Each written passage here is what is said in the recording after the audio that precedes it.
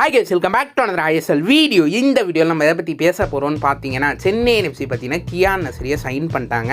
சென்னை என்எஃப்சிக்கு இது ஒரு நல்ல சைனிங்க. யாருப்பா இவர் அப்படின்னு தான் பார்க்க போகிறோம். அதுக்கப்புறம் பார்த்தீங்கன்னா சென்னை என்எஃப்சி பார்த்தீங்கன்னா புதுசாக ஒரு அசிஸ்டன்ட் கோச்சிங் சைன் பண்ணியிருக்காங்க.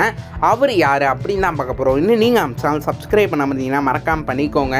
சரி வாங்க டேரெக்டாக வீடியோக்குள்ளே போயிடலாம்.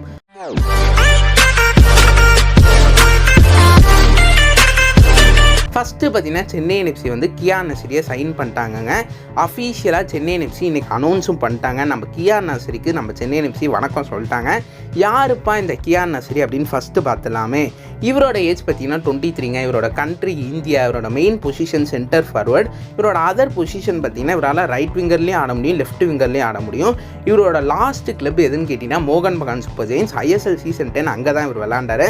அங்கே இவர் 13 மேட்சஸ் ISL சீசன் 10ல் ஆடிருக்காரு. அதில் கோல் 1, அசிஸ்ட் 1ங்க. Accurate passes 93, shot and target பார்த்தீங்கன்னா 4, சக்ஸஸ்ஃபுல் ட்ரிபிள் வந்து 9ங்க. ஓரளவுக்கு டீசெண்டான பெர்ஃபார்மன்ஸாக ISL சீசன் 10ல் கொடுத்துருக்காருன்னு சொல்லணும். ஏன்னா இவருக்கு மோகன் பகான் சூப்பர் ஜெயின்ஸில் பெருசாக கியான் நஸ்ரிக்கு சான்ஸே கிடைக்கலன்னு தான் சொல்லி ஆகணும்.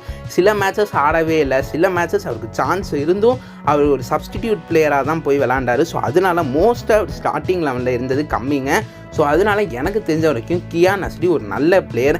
பட் இவருக்கு மோகன் பகான் சூப்பர் ஜெயின்ஸில் நான் சான்ஸ் கிடைக்கலன்னு தான் சொல்லுவேன். ஸோ அதனால் எனக்கு தெரிஞ்ச வரைக்கும் நம்ம சென்னை என்எஃப்சிக்கு இது ஒரு நல்ல சைனிங்கா அப்படின்னு கேட்டிங்கன்னா, எனக்கு தெரிஞ்ச வரைக்கும் நம்ம சென்னை என்எஃப்சிக்கு இது ஒரு நல்ல சைனிங்னு நான் சொல்லுவேன். கியான் நஸ்ரியோட சைனிங். ஏன்னா இவர் வந்து ஒரு குவாலிட்டியான ஃபார்வர்டா அப்படின்னு கேட்டிங்கன்னா ஒரு நல்ல ஃபார்வர்டுன்னு சொல்லலாம். ஒரு யங்ஸ்டர், ஆல்ரெடி ஓரளவுக்கு ISL எக்ஸ்பீரியன்ஸ் நல்லா இருக்குது. மோகன் பகான் சூப்பர் ஜெயின்ஸ் மாதிரி கிளப்புக்கு ஆடி இருக்காரு. ஸோ அதனால் ஓரளவுக்கு எக்ஸ்பீரியன்ஸும் இருக்கும். அதுவும் ஓவன் காயில் கீழே யங்ஸ்டர்ஸ் ரொம்பவே நல்லா பண்ணுவாங்க. ஸோ அதனால் எனக்கு தெரிஞ்ச வரைக்கும் சென்னை என்எஃப்சி ஓவன் காயில் கீழே கியான் நஸ்ரியை சைன் பண்ணது ஒரு நல்ல மூவ்னு சொல்லுவேன். ஸோ இங்கே கியான் நஸ்ரி வந்த பிறகு சென்னை என்எஃப்சிக்கு நல்லா பண்ணுவார் அப்படின்னு நம்ம நம்பலாம். ஏன்னா அவர் அப்படிப்பட்ட பிளேயர் தாங்க. மோகன் பகான் சூப்பர் ஜெயின்ஸில் அவருக்கு பெருசாக சான்ஸ் கிடைக்கல. நம்ம ஸ்டாட்டை வச்சு இவர் நல்ல பிளேயர் இல்லைன்னு சொல்லிட முடியாது. ஸோ அதனால் எனக்கு தெரிஞ்ச வரைக்கும் நம்ம சென்னை என்எஃப்சிக்கு வந்து கியான் நஸ்ரி நல்லா பண்ணுவார் அப்படின்னு எனக்கு தோணுது. ஸோ அதனால் சென்னை என்எஃப்சிக்கு கியான் நஸ்ரியோட சைனிங் ஒரு நல்ல சைனிங்னு நான் சொல்லுவேன்.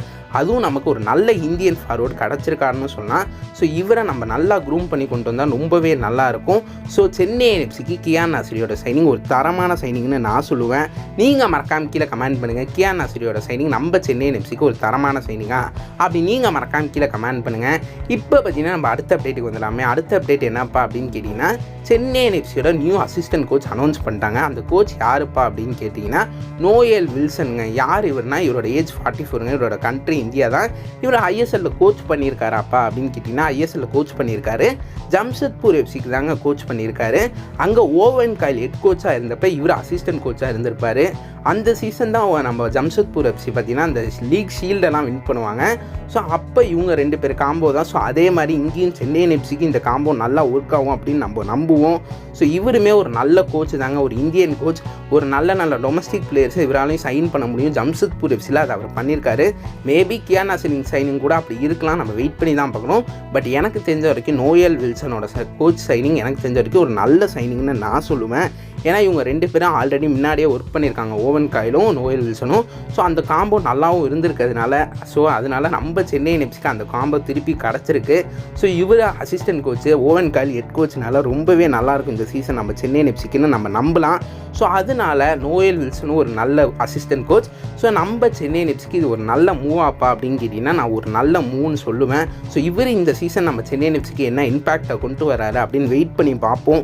நீங்கள் மறக்காம கீழே கமெண்ட் பண்ணுங்கள். சென்னை என்எஃப்சிக்கு நோயல் வில்சனோட அசிஸ்டன்ட் கோச் சைனிங் ஒரு நல்ல சைனிங்கா அப்படி நீங்கள் மறக்காம கீழே கமெண்ட் பண்ணுங்கள். அதே போல் பார்த்தீங்கன்னா கியான் நஸ்ரியை நம்ம சென்னை என்எஃப்சி சைன் பண்ணது ஒரு நல்ல சைனிங்கா அப்படி நீங்கள் மறக்காம கீழே கமெண்ட் பண்ணுங்கள். உங்களுக்கு இந்த வீடியோ பிடிச்சா சப்ஸ்கிரைப் பண்ணிக்கோங்க, லைக் பண்ணிக்கோங்க, ஷேர் பண்ணிக்கோங்க.